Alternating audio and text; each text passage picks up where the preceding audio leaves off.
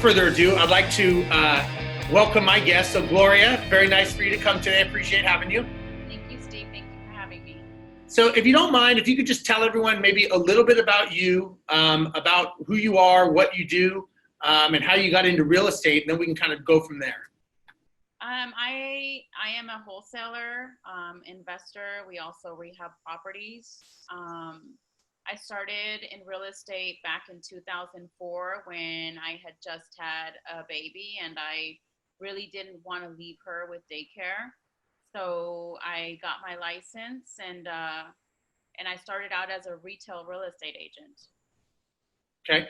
And so 2004, so that I got into it in about 2002 after 9/11. So you and I are the same time frame, I guess, give or take. And Right. let me ask you this. First of all, what have you noticed different about the industry then to the industry now? Because it has evolved. I mean, it's only been, 15 years, which in real estate is not a long time, but I think in our market, I think it is a long time. What have you noticed?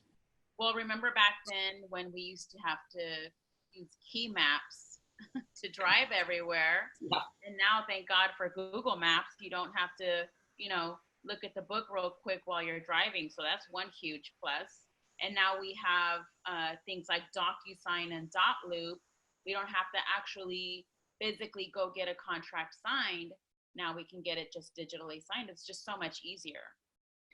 That's true. It's funny. I used to do a lot of option contracts. And I remember going to the house, going back to the house with the option, with the assignment, all that, and multiple trips. And I can remember many times that, I would lose a paper, something wasn't signed, it wasn't legible. I have to make another trip back out to the house. And I don't even think DocuSign was around back then. Maybe it was, but I'm not sure that it was. But it's funny, you don't think about what you didn't have, and now you're like, how did we live without it? I mean, even just having a cell phone, how could you do real estate without a cell phone? I mean, how did people do it? All those miles that you put on. Yeah.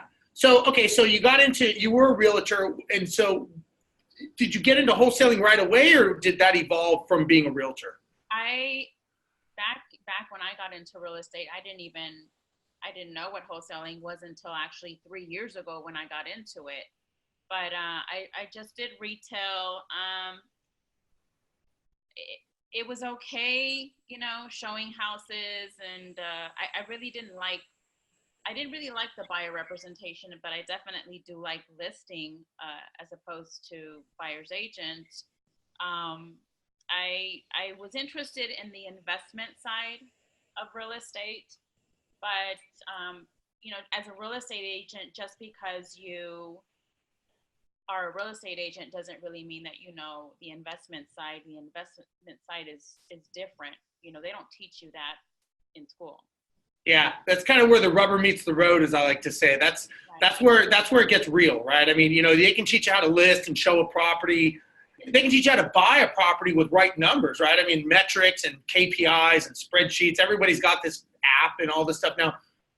What I always tell people, they don't teach you what happens when your house floods and you have to put your tenants in a new property. Right. They don't teach you when mold is an issue. Like, those are the things that you can't teach that. It's like trying to teach someone how to golf, right? It just doesn't happen until you're actually out there. Or, when you're wholesaling and you have a deal that's going sideways and you're trying to figure out how to save it and you're trying to negotiate with, everyone around. I mean, that's not really something that they can teach you, right?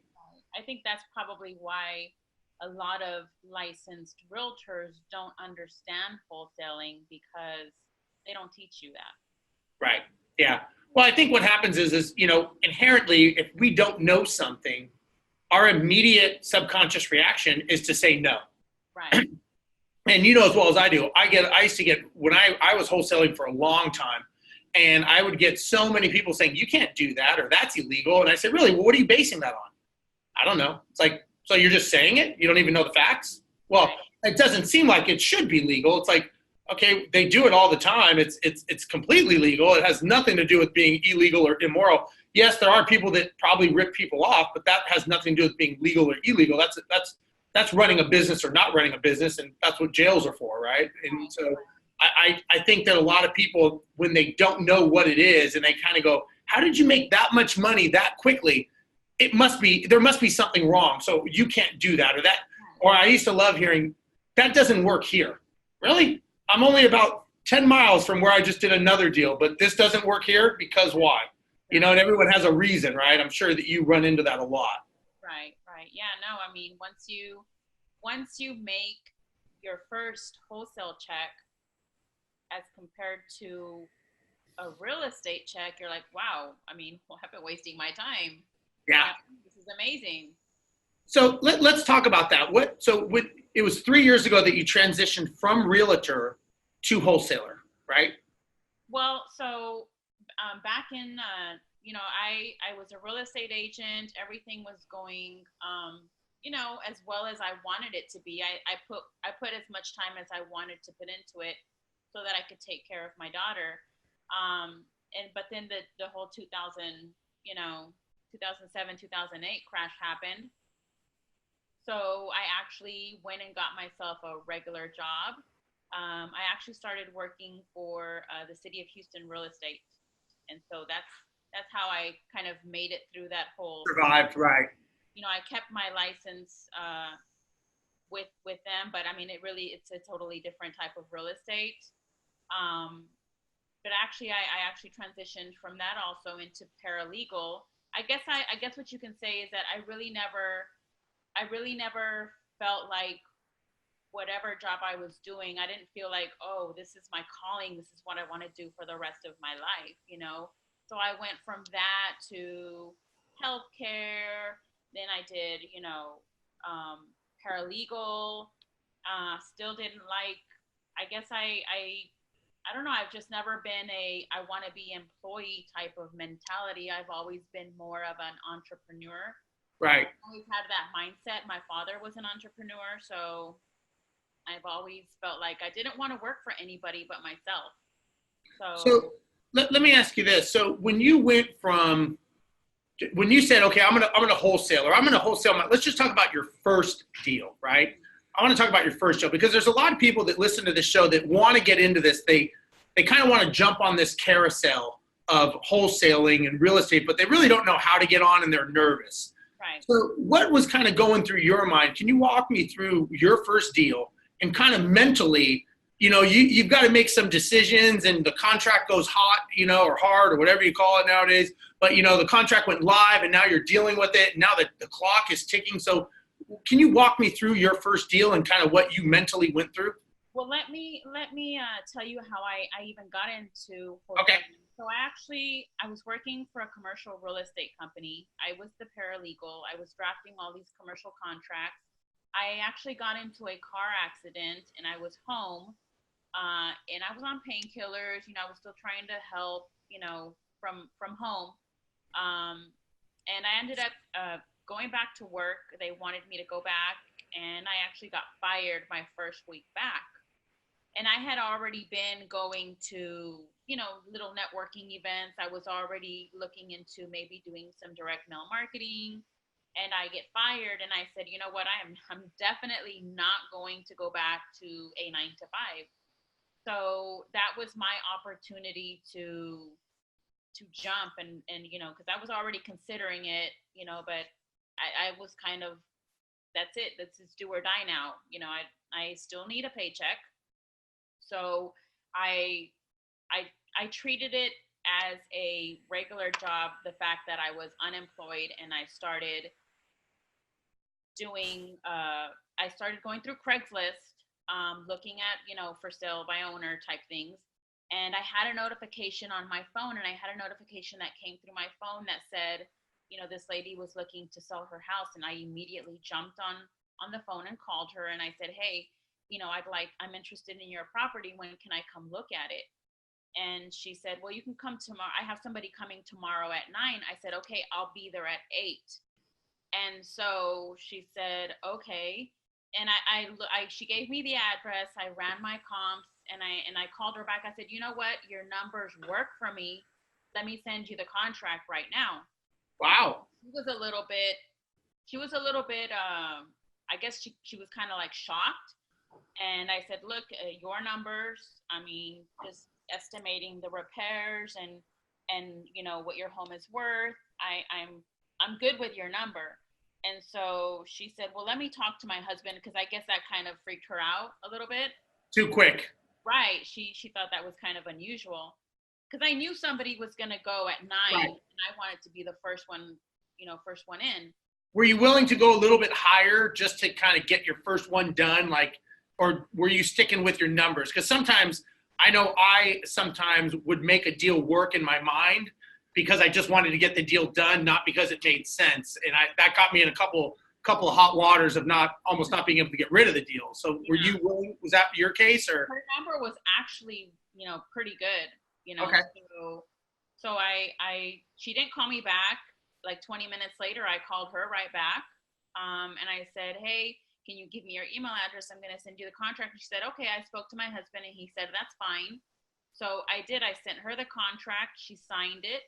And I did meet up with her the next day to go look at the property and take pictures. The numbers worked. And that was my first deal 2 weeks after I got fired.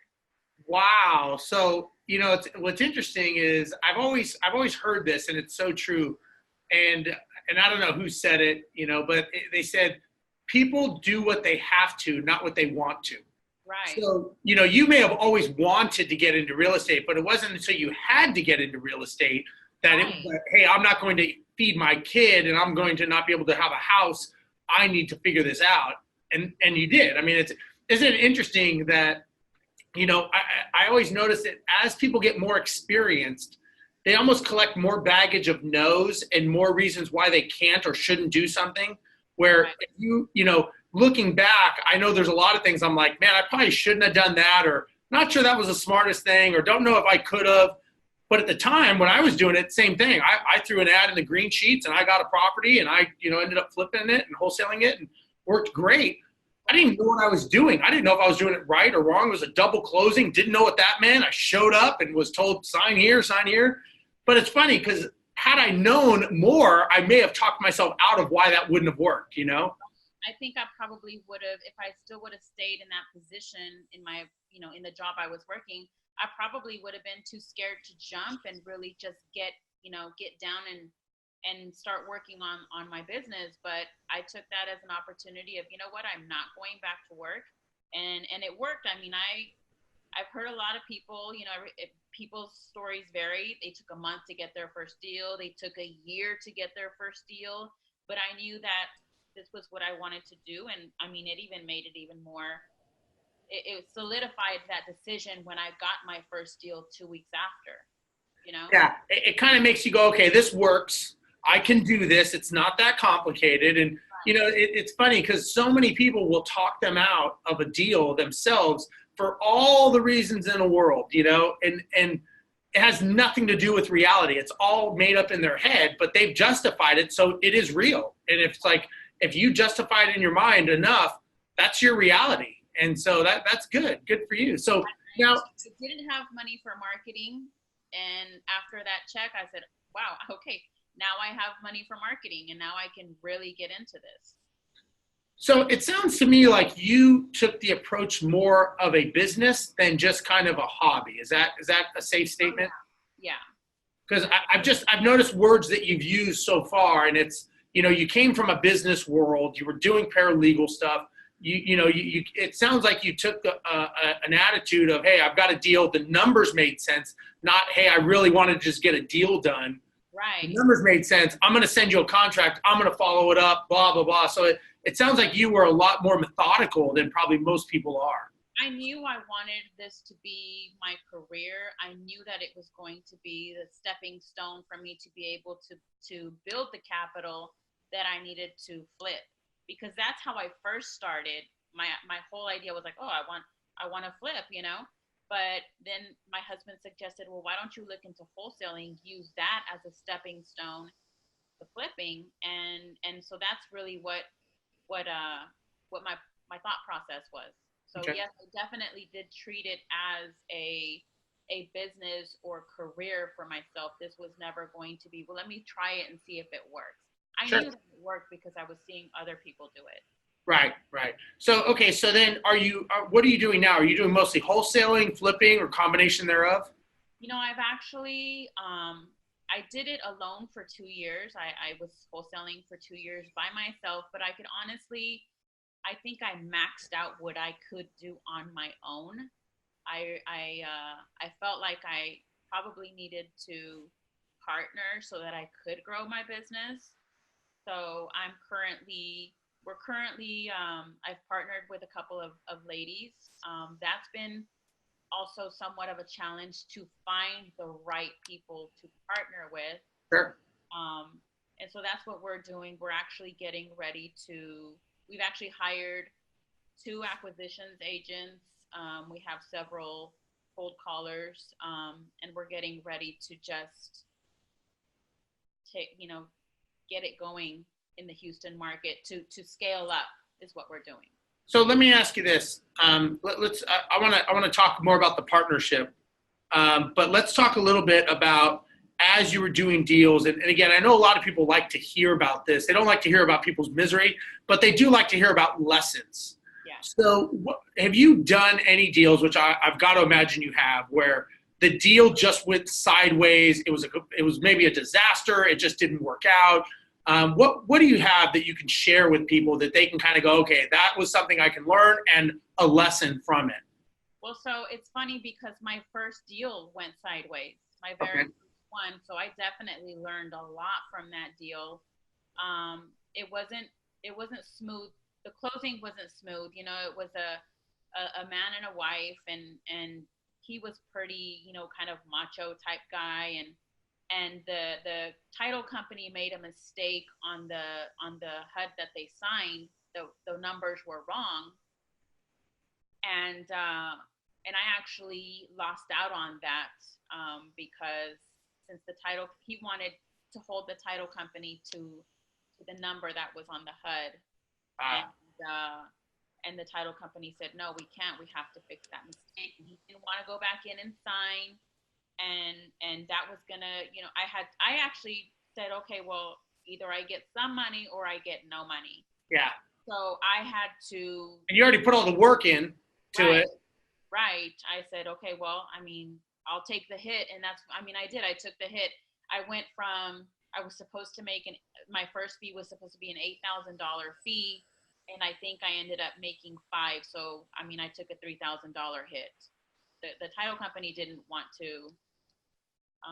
They didn't. Yeah, nobody wants to, so they look at you like, well, you might as well take the hit. It's like, yeah. Right. So that one, it's a lot of, just working with people, and sometimes they have difficult personalities, they have demands, and sometimes you just have to make it work. It's not always gonna be a smooth process.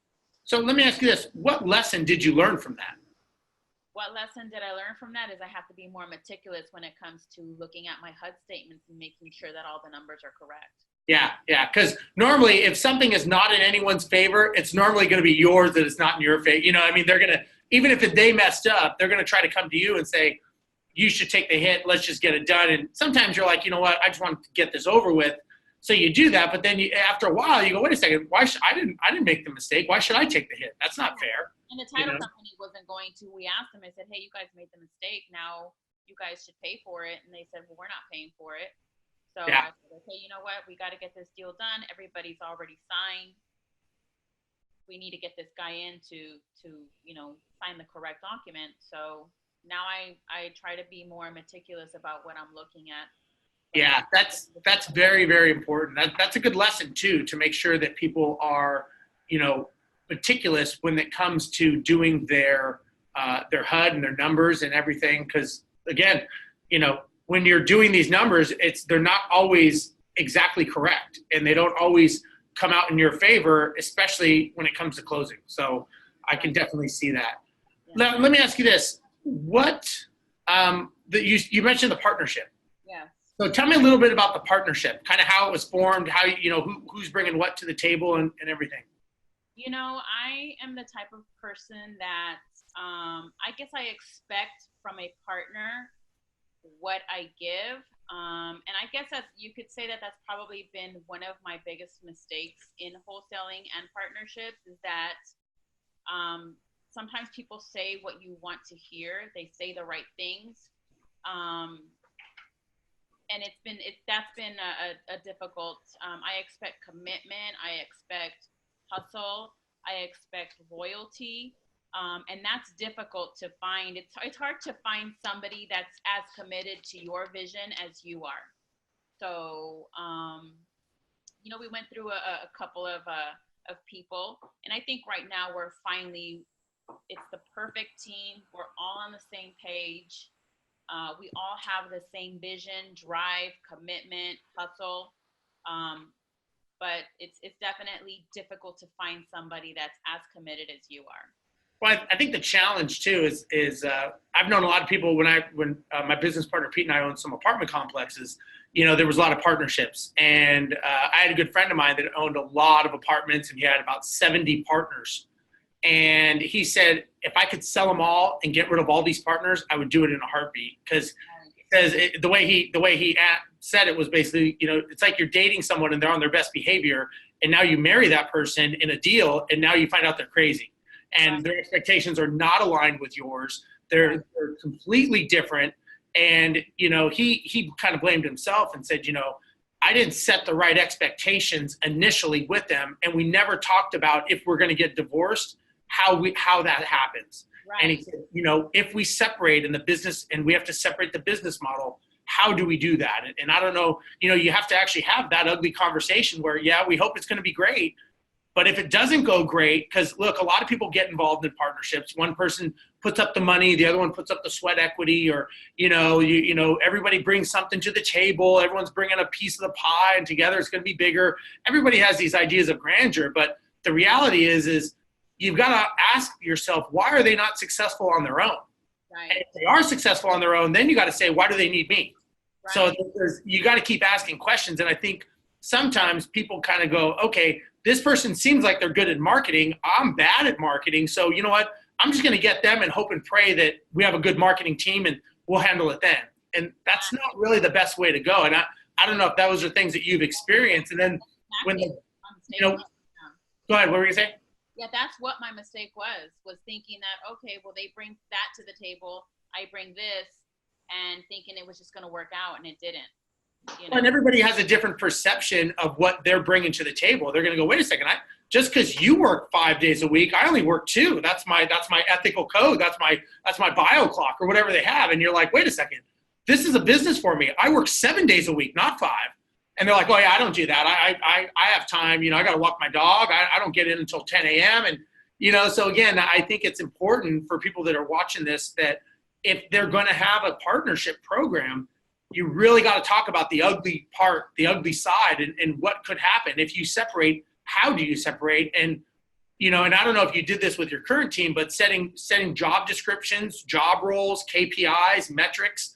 These are the things you got to do, because you can't just hold someone accountable on theory, right? And so did you set that up from lessons learned on this one? That was the mistake that we made, was that we didn't set those expectations. We didn't set job roles. We didn't have core values. We weren't on the same page. I mean,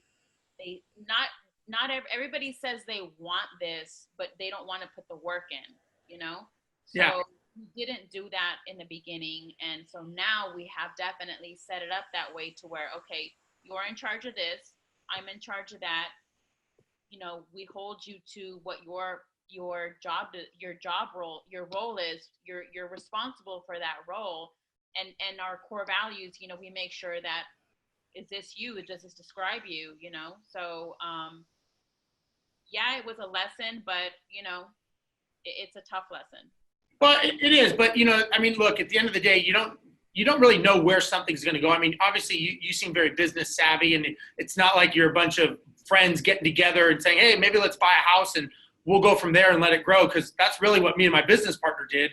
After we sold the apartment complex, we were kind of like, hey, let's buy some houses and just see where this goes. Next thing you know, we own 35 houses. We bought the wrong properties. There's no systems, no procedures.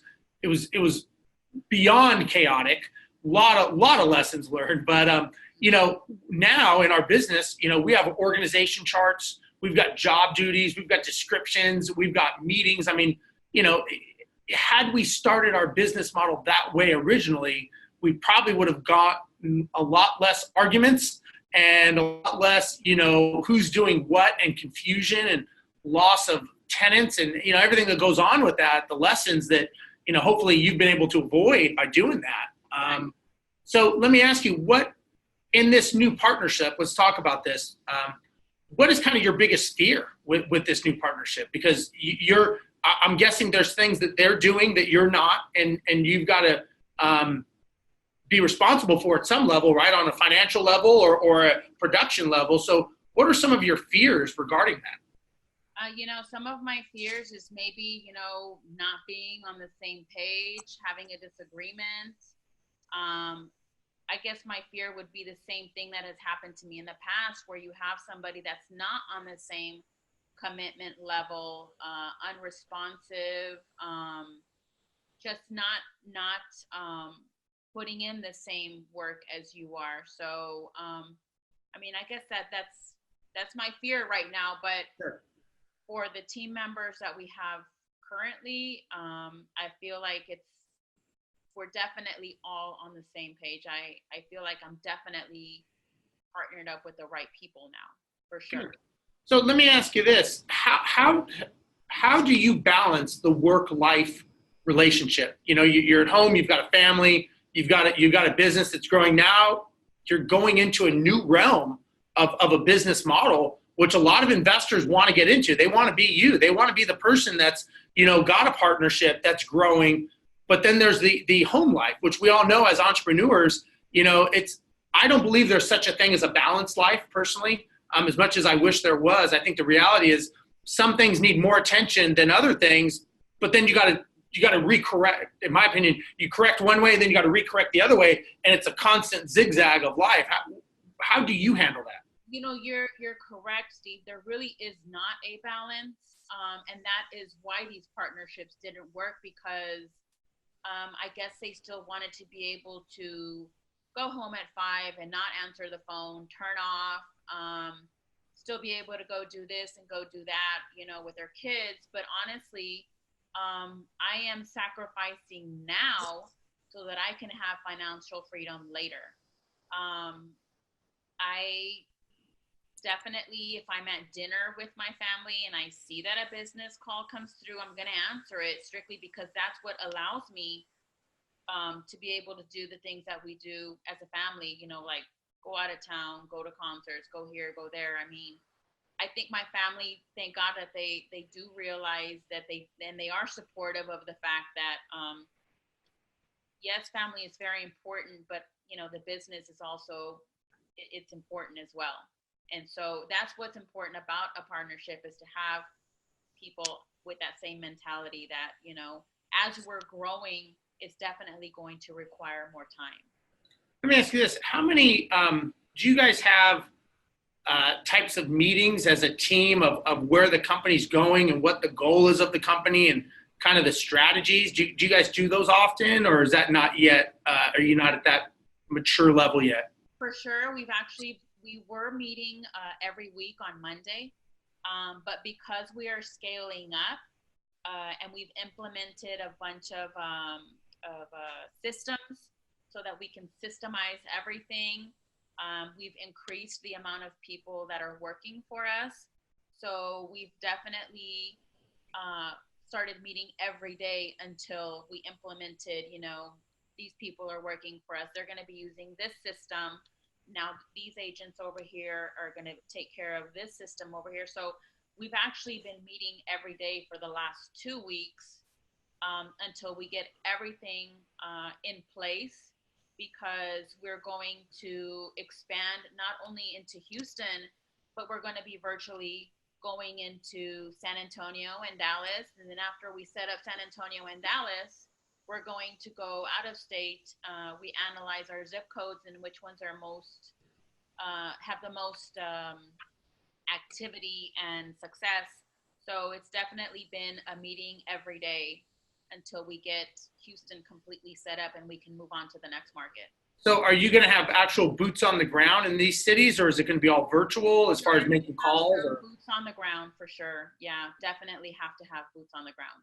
Okay, so let me ask you this. When it comes to scaling that, because I know a lot of guys that are doing this and trying to do this, what do you think is going to be your biggest challenge with finding those boots on the ground? Is this are you going to have more of a call center type thing here in Houston, and then they're just the ones going out, or how do you plan to do that? Correct. Yeah, it's more of a call center type thing here in Houston. Our agents here in Houston will be the ones taking doing the sales in the virtual market. Okay. That we So need boots on the ground, and that'll be networking with other realtors. We'll pay our realtors to advise them. So we have somebody that's actually coaching great. us through this whole growth period that's already successfully doing it. So we're very blessed to be in the position that we're in right now. So let me ask you right now, what is your number one focus? If you could say, if I walked up to you on the street and I said, what is your focus? What would you say that is for 2019? Our number one focus is growth, for sure. Oh, okay. So let me ask you this: do you and your business partners, do you guys believe in like continually self-developing? Do you guys read? Do you guys audiobooks? Like, what do you guys do? Seminars? How do you learn?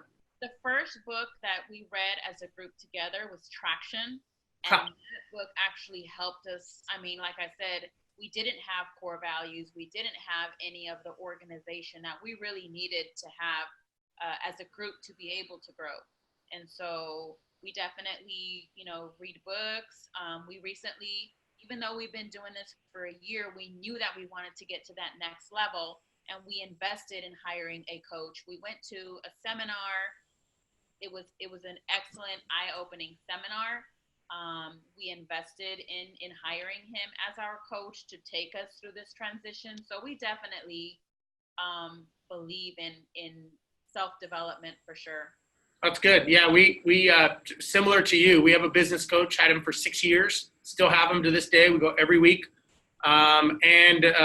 we actually run our business off of Traction. So Right. we have the L10 meetings every week.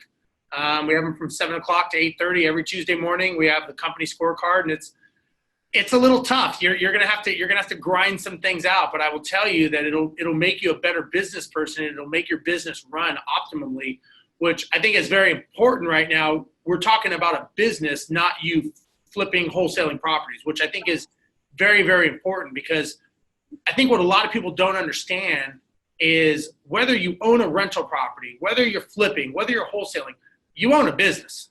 And there's policies, there's procedures, there's structure, there's so much. So the fact that you're doing all that at the ground level is so smart, because you're going to be so much further ahead the other people that they kind of get on the highway, get going, and try to figure it out. And I joke with my good friend Daryl Dyke. It's like building a plane while it's in the air and you're flying it sometimes, because things are changing. The economy is going to change. Houston's changed, since Hurricane Harvey.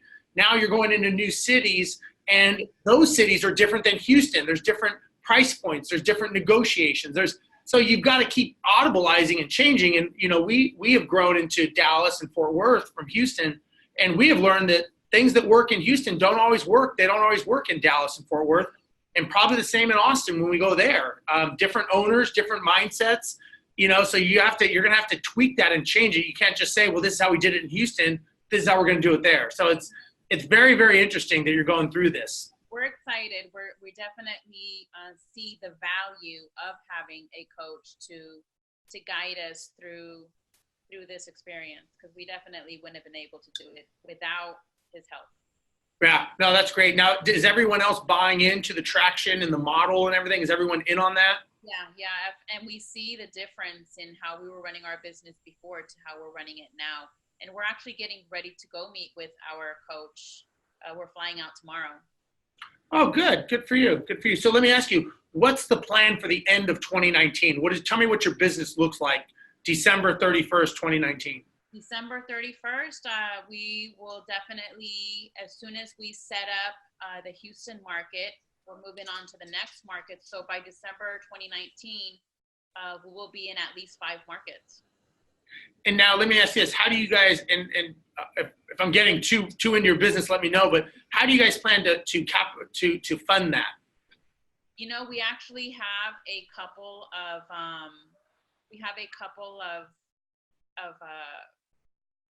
how do you say, their loans, their business loans that we've been very fortunate to get to be able to help us fund this whole transition. That's great. That's great. That's great. So do you have any fears as far as that goes, or you're just kind of running it out and running the numbers like a business? Because you seem like you're very emotionally detached. It sounds like you're very business minded. Hopefully they're the same, but do you have any fears on that? You know, I don't want to have analysis paralysis. Right. I see somebody else that is already successfully doing it. So if they can do it, why can't I? Absolutely. I agree. I mean, it's funny. I had been trained by someone, and he was a business hypnotist, and it's kind of weird. So we're with him, working with him, and he came and he said, you know, could your business do $1 million this year? This is several years ago, and we said, yeah, we could do $1 million. He said, could you do 5? We said, yeah, this year? He said, yeah, this year, could you do 5? We said, I don't know. He said, well, let's say you push really hard. Could you do 5? So to kind of make him happy, we're like, yeah, we could probably do 5, which we knew we couldn't. Right. He goes, well, could you do 10? Could you do 10 million this year? And now I'm thinking, well, if I just barely could do 5, I'm pretty sure I can't do 10. But I said, I don't think we could do 10. He goes, how about 100? Could you do $100 million? And I didn't understand what he was saying. And he says, what you don't understand is somewhere between 1 and 5, you doubted yourself. And from 5 million to 10, you shut down and you didn't listen to anything from 10 million on. He said, but what if I told you I had someone that was going to give you $100 million into your business to make it grow? Right. He goes, but your mind didn't even open up to that concept. He goes, you shut down. He goes, you were shutting down at 5, and after 5, you completely shut down and you weren't open to that. He said, that is the reason why people fail in business, because you are not even seeing the opportunities that walk past you every day, because mentally you have already told yourself, I'm done at 5. He goes, and you weren't even sure you could get to 5. But he goes, Google did it, Amazon, Yahoo. He goes, they've all got infusions of money and they have all grown exponentially. Right. What's the difference between them and you? Just like you said. And so it was a very interesting lesson for me to understand, like, wow, I never really thought about it that way. And it just goes to show it's all in your mind, right? You succeed or fail from your mindset. And that's investing, flipping, I don't care what it is, because at the end of the day, the way I think of it, and I don't know your thoughts, but you know, whether you own a rental property or anything, it's just a business. We're selling a product. That product is customer service. That product is peace of mind by buying a property management. We're just selling something different. But at the end of the day, we're all business owners. We're just selling different products. And so how you look at your business is really what determines your success or your failure, in my opinion. Right. Yeah, no, I think that the way that I look at the business is like, okay, it is a little bit scary, but it's exciting and it's going to get me to where I want to go. So I put that piece of fright back there. I try not to look at it, you know, and look forward to all the growth and success that we're going to have. No, that's great. That's great.